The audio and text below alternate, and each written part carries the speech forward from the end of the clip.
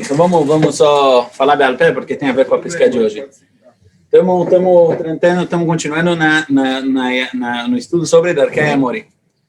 Nos últimos 2 shiurim, o shiur passado não subiu, para quem acompanha no YouTube, ele não subiu porque a gente teve um programa de gravação, mas não perderam, a gente só ampliou, não avançou. A gente falou da diferença entre a posição nafshit, como se diz em hebraico, entre a índole, a forma, a tendência emocional, a tendência natural de Am Israel frente a uma tendência natural que não pertence a Am Israel. Ou seja, é a diferença, estamos que a gente falou no domingo também, entre a pessoa que o principal foco da vida dele é a preocupação própria, a sua autorrealização. Isso não é natural a Am Israel. A Am Israel, ele vive por ser um aspecto e um reflexo da vontade divina. A natureza de Am Israel, ela é viver focado no bem geral, no bem total.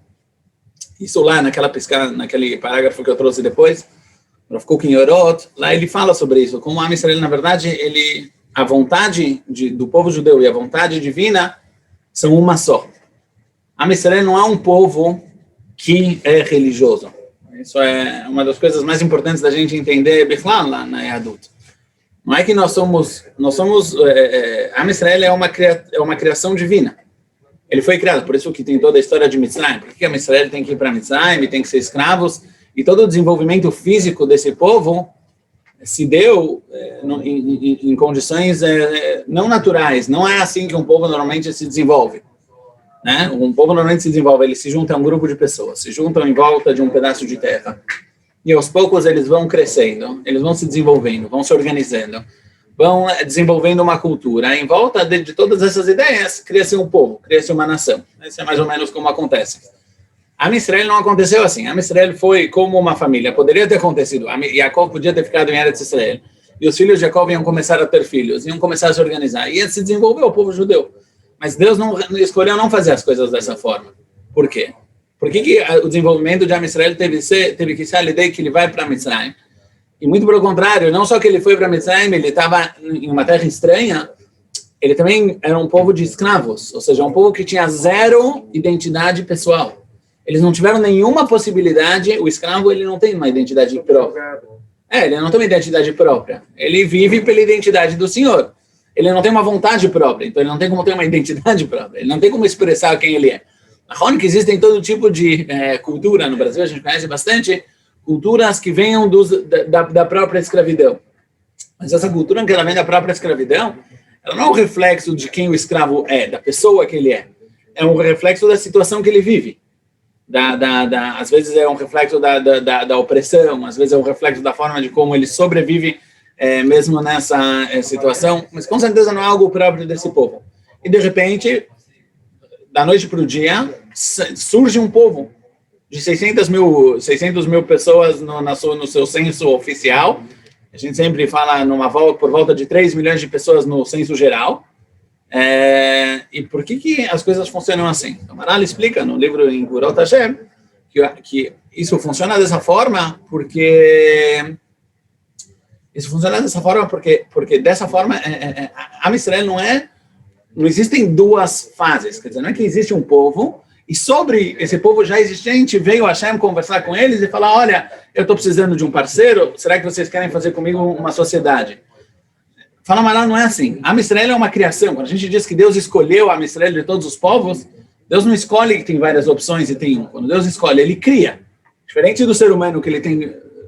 Então, automaticamente esse é o nosso próprio ser. O nosso ser, a nossa vontade mais interior, mais natural, mais íntima é a vontade divina. Porque é para isso que fomos criados. Nós fomos criados para trazer a vontade divina à tona. Para trazer ao mundo, de um lado nós somos parte da família da humanidade, porque é isso que Hashem quer, pessoas.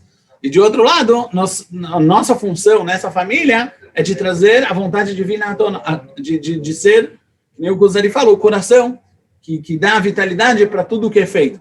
Baruch Hashem, a Kadosh Baruch Hu não criou todos os povos iguais. Igual uma pessoa que, se todos os órgãos deles fossem iguais, com certeza não seria tão desenvolvido quanto ele da forma que ele é. Assim também a Kadosh Baruch Hu não criou toda a humanidade igual, Porque cada povo tem a sua característica, tem o seu dom e tem a sua função. A função de Am Yisrael é seu coração. Então, quando você traz essa vontade, voltando ao nosso assunto, primeiro, que a gente falou, na verdade, nas últimas 2 vezes, quando você transforma a sua forma de vida em uma vontade maior, focado só no seu sucesso pessoal, na sua autorrealização, no seu bem-estar próprio pessoal, sendo que você, o egocêntrico, é o principal. Esse é o principal, a principal variável em todas as suas decisões na vida. Isso é contra a natureza de Am Yisrael. Por isso entra em Darkei Emori. Essa filosofia de falar que minha sorte se fortaleça e que ela nunca canse e que dia e noite ela esteja trabalhando por mim, hoje tem um nome melhor, já não falo mais sorte, né? É o meu status social, ou é o meus likes, ou tanto faz. Na verdade, no final das contas, é a mesma coisa.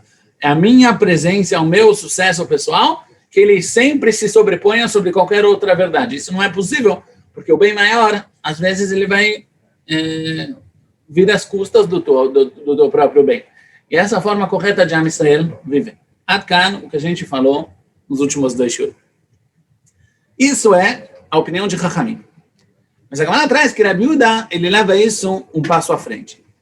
Se vocês lerem na primeira linha que está em negrito, Rabi Yehuda Omer, Gad ino ela lashon avodah zarah. Gad, a gente falou, Omer Gad Gadi. Pessoa que fala minha sorte se fortaleça. A gente falou isso, já me darkei emori. Não é avodah zarah, não é idolatria. Mas é uma filosofia, um folclore, é uma forma de vida que ela é incompatível com a essência de Am Yisrael. Rabi Yehuda, ele leva isso um nível a mais. A gente vai tentar entender qual a diferença entre Darkei Emori e avodah zarah. O que define algo como uma conduta ruim e quando essa conduta ruim já ganha o título de ser idólatra. Qual a diferença entre eles? Quer dizer, o que faz isso assim e o que faz isso assado? É uma pergunta que a gente vai ter que tratar. Voltando para a Gemara, Rabi Yehuda Omer, Gad eino ela lashon avodah zarah. Quem fala Gad, isso é uma linguagem de avodah zarah. Sheneemar haorchim lagad shulchan. Tem um pasuk, não lembro mais onde, acho que é em Yeshayahu, que fala haorchim lagad shulchan. Gad é o nome do Deus que é servido lá. Eles colocam para o Gad uma mesa. Eles servem o Gad, eles servem essa avodah zarah. Então, Rabi Yehuda fala que é essa mesma ideia. Rabi Yehuda não discorda que Gad se relaciona à sorte, a sorte pessoal da pessoa. Como a gente vai ver mais para frente, tem a ver com a ideia do horóscopo, da astrologia. Mas a Bíblia fala, isso aqui não é Darkei Emori, isso aqui é muito mais grave do que Darkei Emori. Isso já é avodah zarah. Então vamos lá, vamos ler. O que o Rav Kook tem para falar é que antes de mais nada, a gente precisa entender qual a diferença entre Darkei Emori, que a gente está falando até agora, e aqui, na verdade, de acordo com o Rabi Yehuda, a gente já sobe de nível e a gente já fala de um problema que é mais sério, que é um problema de avodah zarah mamash. Bechlalut. Falou, Rav Kook. De forma geral, quem está assistindo o vídeo já fez a brachá antes. Não, ninguém tem. Achar que eu estou tomando sem brachá. Beitem nikim. הנטייה הנפרזה אחרי הגורל הפרטי, מבלי השקפה אל הטוב הכללי. Essa tendência exagerada em perseguição do seu próprio sucesso, da sua própria sorte, sem levar em consideração o bem geral. הרי זו הדרך ההפוכה מדרך השם הטבועה בכנסת ישראל. Ela é o caminho oposto ao caminho de Hashem, que está... É o caminho oposto que é natural e que está colocado na natureza de Knesset Israel, de Am Yisrael. Shekol megamatá, que é a tova klali. A natureza de Am Yisrael diz que todo o seu objetivo é o bem geral. Que dugmat a megamá a eloki a klalit. Da mesma forma que a megamá em hebraico, existem várias, vocês conhecem, né? Que cada povo, algo que é muito central na cultura dele. Aliás, esse ponto é importante também para a gente. Algo que é muito central na cultura de um povo, ele tem várias expressões nesse povo. Por exemplo, os esquimós, eles têm acho que 28 expressões para falar como descrever a neve. A gente, neve é neve, né? Não tem... Mas tem neve assim, neve assado, neve cozida, neve frita. Tem vários tipos de neve e os esquimós têm vários tipos... Quando você encontra numa língua, quando você encontra num idioma que eles têm várias palavras para descrever alguma coisa... Saiba que isso é muito central na vida e na cultura desse povo. Futebol no Brasil, 50 palavras. Então, Para Hashem tem muitos termos. Para Hashem tem muitos nomes, termos outra, mas essa é outra sugia.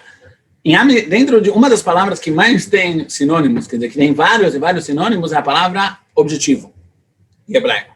Objetivo pode ser yad, pode ser tachlit, pode ser megamá, pode ser várias coisas. Não, megamá é simulação. Não, megamá é uma tendência em direção a um objetivo. Isso é a tradução.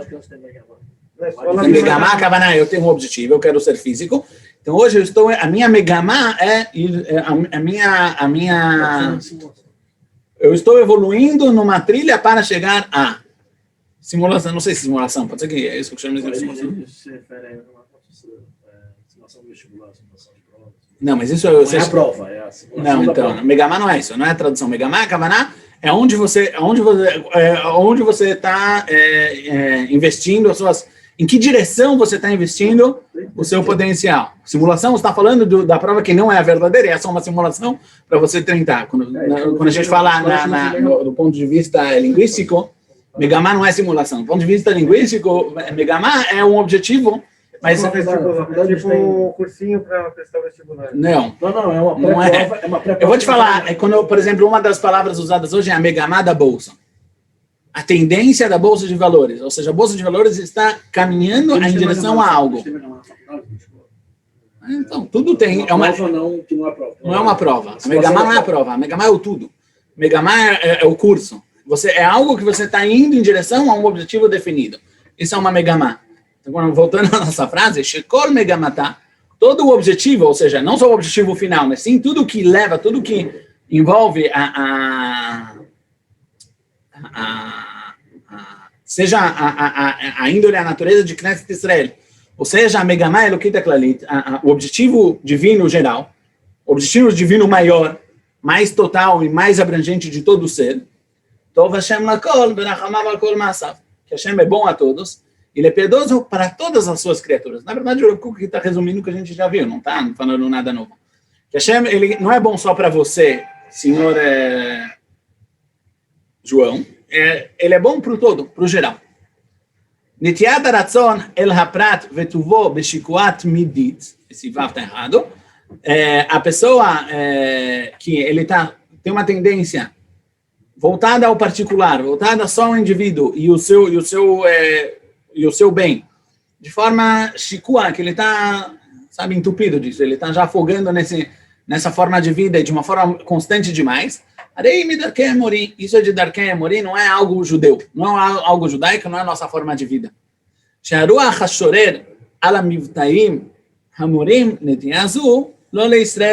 E aqui é um ponto muito importante.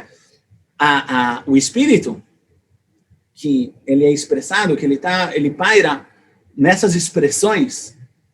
Você pode falar, é só uma expressão, né? Vixe, uma expressão. Conhece? Não é muito comum. Vixe. Oxe. Vem de lá, é o mesmo. Lá que vem.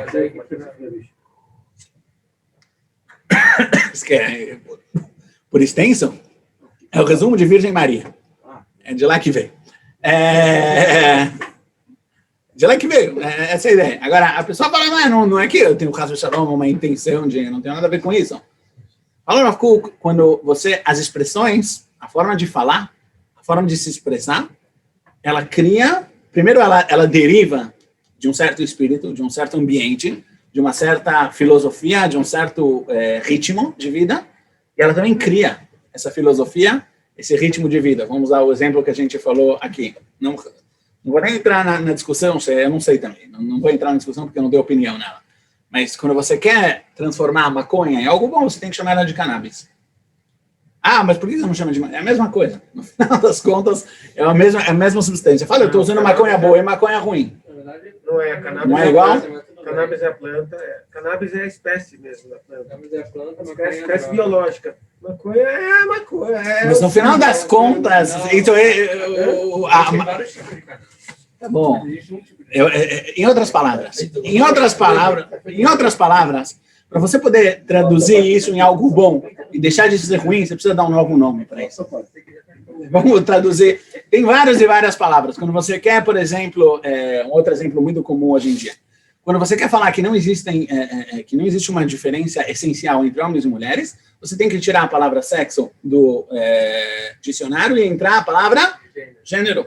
Porque no momento que você usou a palavra gênero, você já mudou a ideia das pessoas. E N exemplos. Mas, sim, é verdade que elas são duas palavras diferentes, mas por que de repente passou de lá para cá? O que isso quer dizer? Qual é a ideia? A gente pode achar que é porque as pessoas querem ser mais delicadas. Não. No começo eu achava que era isso, mas não é.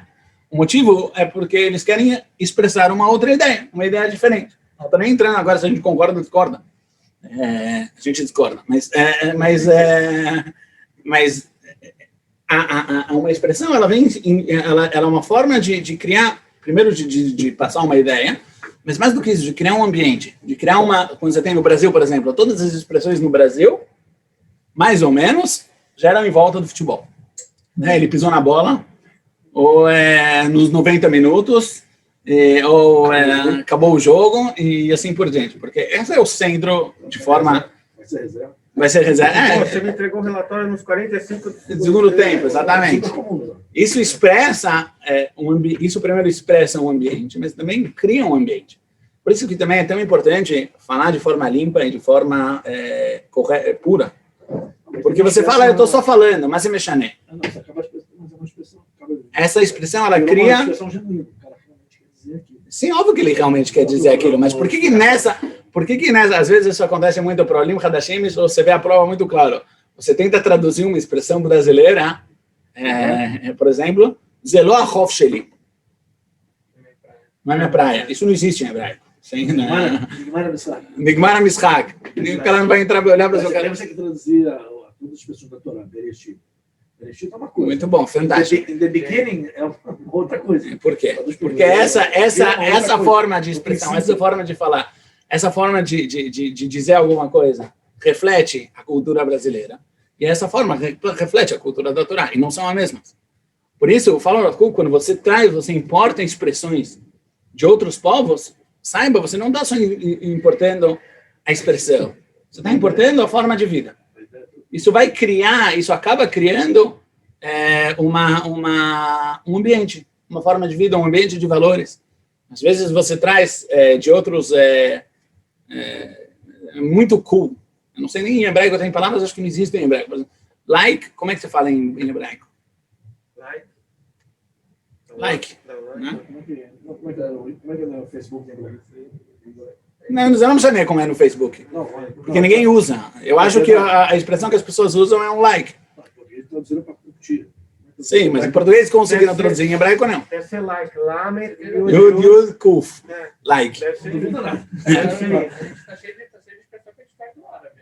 Também? No final das contas, essas expressões, elas não só expressam uma forma de vida, elas também criam criam uma virada bonita, elas criam um ambiente, criam um clima, criam um ritmo dentro da...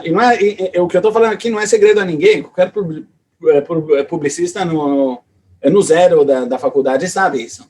Se você quer botar em pessoas um tipo de ideia, você tem que saber usar as palavras certas. Qualquer darshan, qualquer rabino que vai falar, ele tem que saber as palavras. Em outras palavras, a fala cria vontade. A fala cria espírito. A fala, mais do que qualquer outra, muito mais do que o pensamento, por exemplo, ela é muito mais influente nas nossas tendências do que eu quero ou não quero, de como eu me comporto ou não me comporto. Por isso que a tefilá é tão importante de falar, por exemplo. Por isso que é tão importante, porque eu não posso... todo mundo sabe que o Ricardo da tefilá é o coração, é a kavaná. Mas por que eu preciso falar? Porque enquanto você não falar, isso não faz parte da sua vida.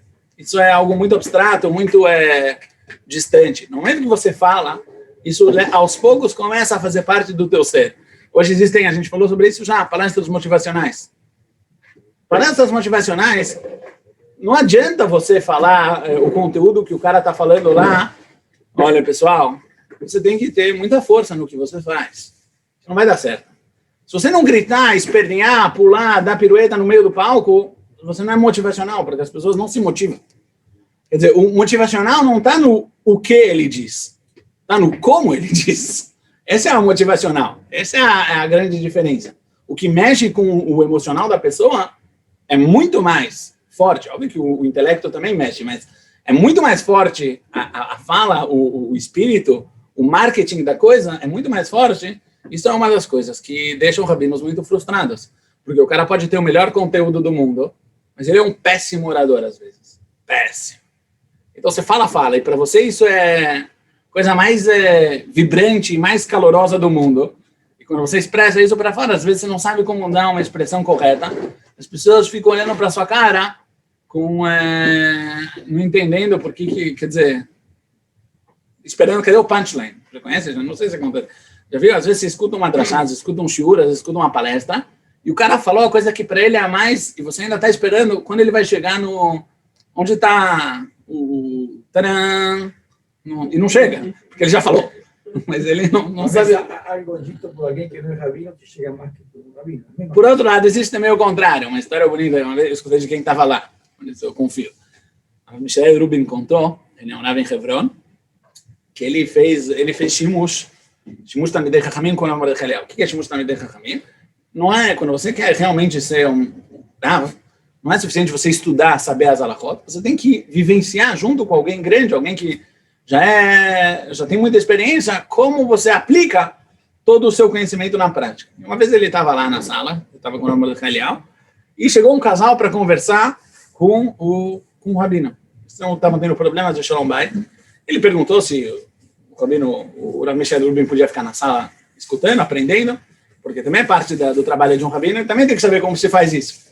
O casal, obviamente, concordou, e o Rav Mordechai Eliyahu falou para eles e tal. Depois eles saíram, outras pessoas, ele sorrindo para ela sorrindo para ele, os dois felizes, com muita disposição para trabalhar na vida. Quando eles fecharam a porta, o Rav Michel Rubin falou: rabino, você vai ter que me desculpar. Mas olha, você não falou nada para eles. Você falou: olha, você tem que respeitar o seu marido, você tem que amar a sua esposa, por favor, voltem para casa e comecem a trabalhar. Isso que você falou. Eu também sei falar isso e qualquer... Você não falou nenhum hidush. Não é que você deu aqui, de repente, um twist e falou: não tinha pensado nisso. Então, qual a diferença? Ele falou para o Mordechai Eliyahu Rio. Por muitos anos depois eu entendi. A diferença não é o que você falou, é quem falou. Eu não sei, então, como falou? Quando o Mordechai Eliyahu fala isso de dentro da personalidade dele, isso tem outra captação nas pessoas. Isso é interiorizado de outra forma. Tudo isso a gente está falando por quê? Para explicar essa frase. O espírito que paira sobre essas expressões que tendem ao sucesso pessoal não é um espírito judaico. Não é uma ideia, não é uma forma de vida nossa. E automaticamente é correto e é bom que nós afastemos ele. Que não trazer ele para dentro de Am Israel. Mas o sucesso pessoal é contra o povo, né? Então, isso a gente falou nas últimas duas... O pessoal pode vir Isso a gente falou bastante sobre isso nas duas últimas vezes, não dá agora para se prolongar, mas o Rav Kook tem 2 pontos. Primeiro, uma questão de quantidade. Óbvio que em várias épocas da vida, em várias situações da vida, a pessoa sim se preocupa com o seu sucesso pessoal, com o seu bem pessoal, não é só o sucesso. É o seu bem-estar pessoal, isso é parte da vida. Mas o Kook falou, isso é algo passageiro e não é o centro da sua vida. E número 2, a gente falou, o sucesso pessoal, a gente não está falando aqui de uma aplicação prática das coisas, que nem você falou. Pode ser que a pessoa passa 40 anos ou 30 anos desenvolvendo só, não agindo publicamente. E tem gente que passa a vida toda agindo só dentro dele próprio, mas o motivo, o que leva ele, o incentivo dele de fazer tudo isso é o bem geral e não o seu bem particular. Entendeu? Uma pessoa que passa a vida toda, por exemplo, estudando Torá, porque ele sabe que a Am Israel precisa de Talmidei Chachamim desse porte, ele nem sabe o que acontece lá fora às vezes. Ele não está nem lidando com o mundo lá fora, ele não tem nenhum contato às vezes com o mundo lá fora, mas ele vive 100% o bem geral.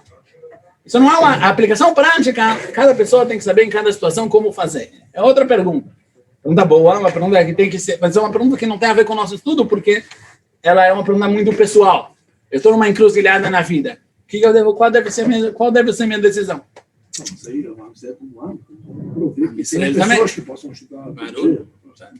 Vocês já estão entrando em outra sugiota. A gente está falando da ideia geral. Qual é o espírito? Qual é a virada de Am Israel? Qual é o ambiente? O que você sente no ar? Entendeu? A gente não está falando aqui. Daqui a pouco a gente vai falar de ideias. A gente não está nem falando de ideias. A gente está falando o que você cheira. Sabe quando você entra num lugar, você faz parte de um ambiente, e lá o ambiente tem um ritmo do ambiente, tem um cheiro do ambiente, tem uma cor do ambiente. Não é algo que você, uma ideia que você, não é uma conclusão. É uma forma de vida.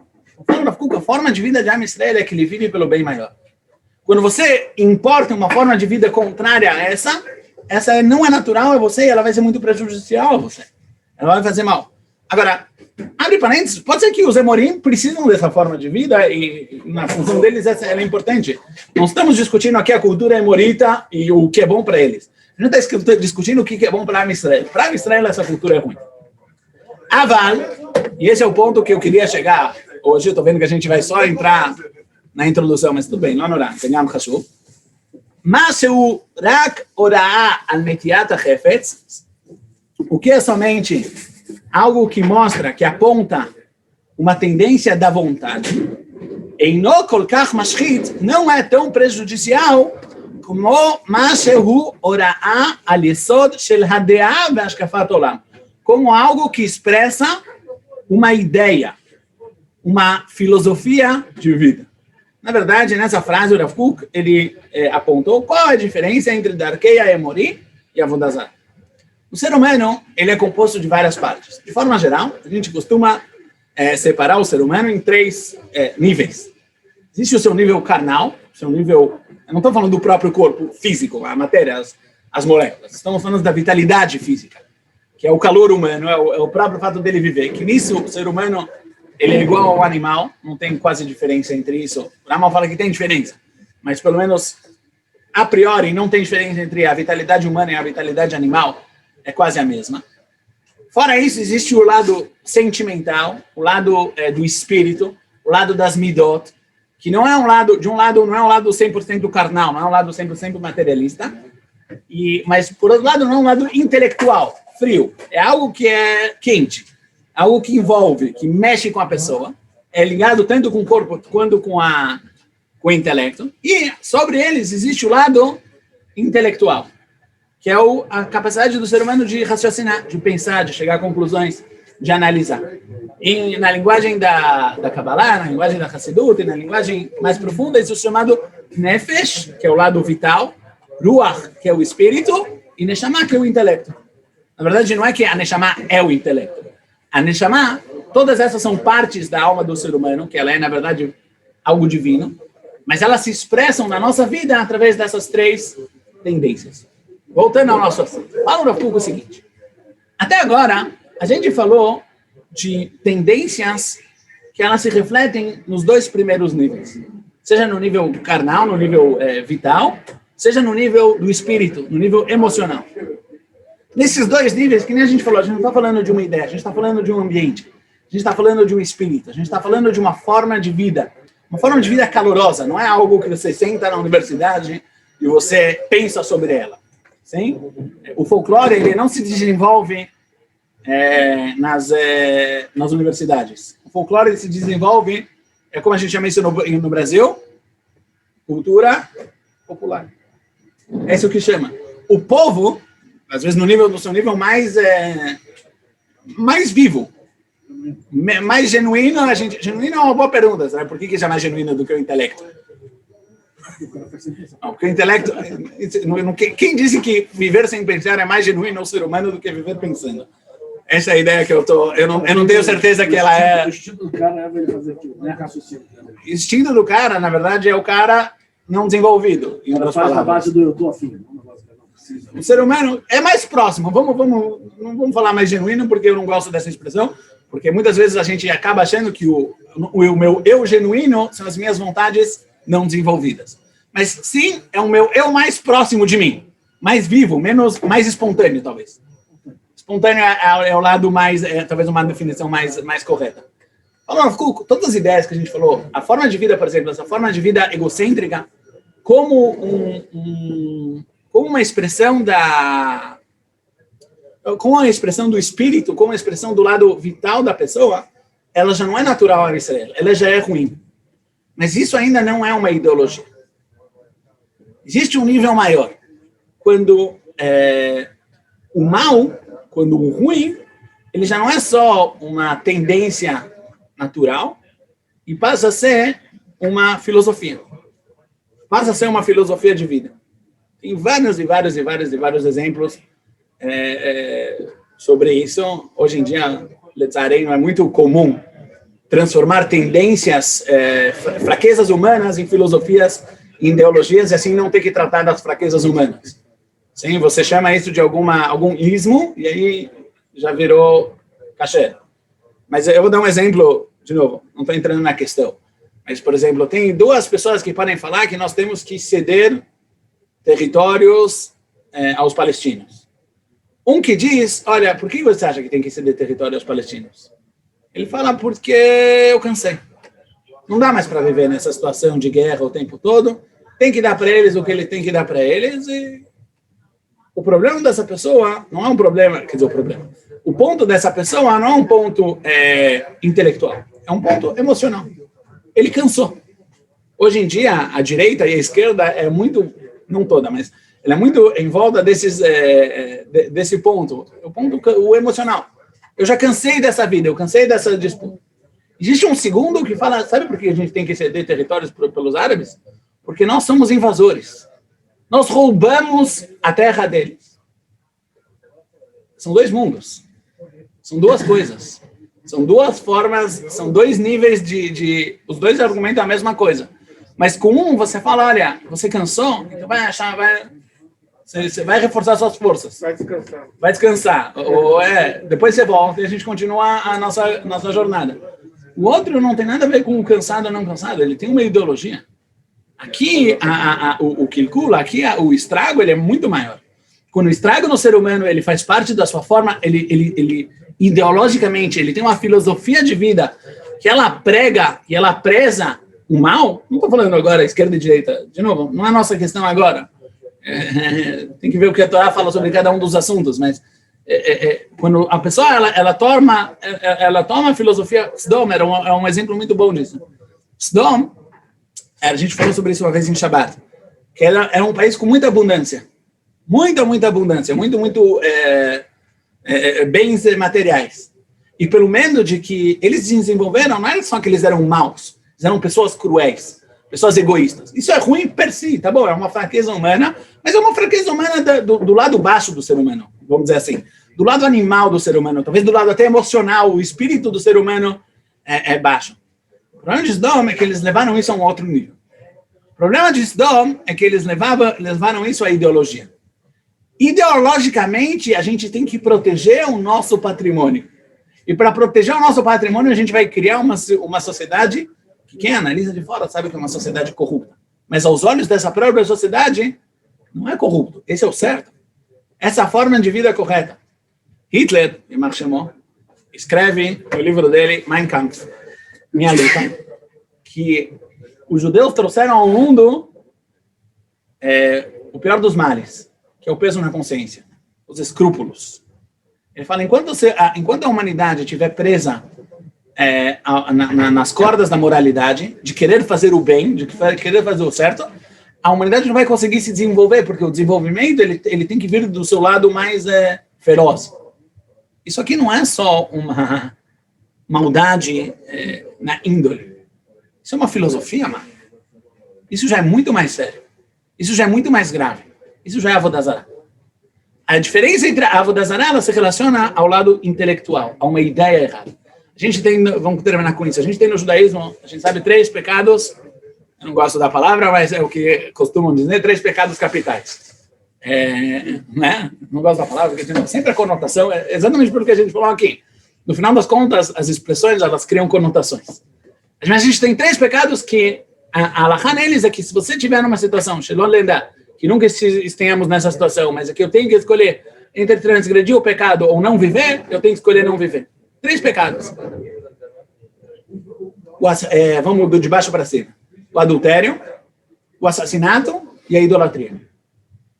Sim? Essas são aliás, não são as 3 averot, talvez, não sei se são as mais graves. Existem averot na Torá que têm penas mais graves do que essas. Mortes mais dolorosas do que essas, vamos dizer assim. Mas nesses 3 pontos, eles são chamados dos 3 principais pecados da Torá. Por quê? Explicam nossos sábios no decorrer das gerações, porque cada um deles é o ápice do estrago de um dos níveis da personalidade do ser humano.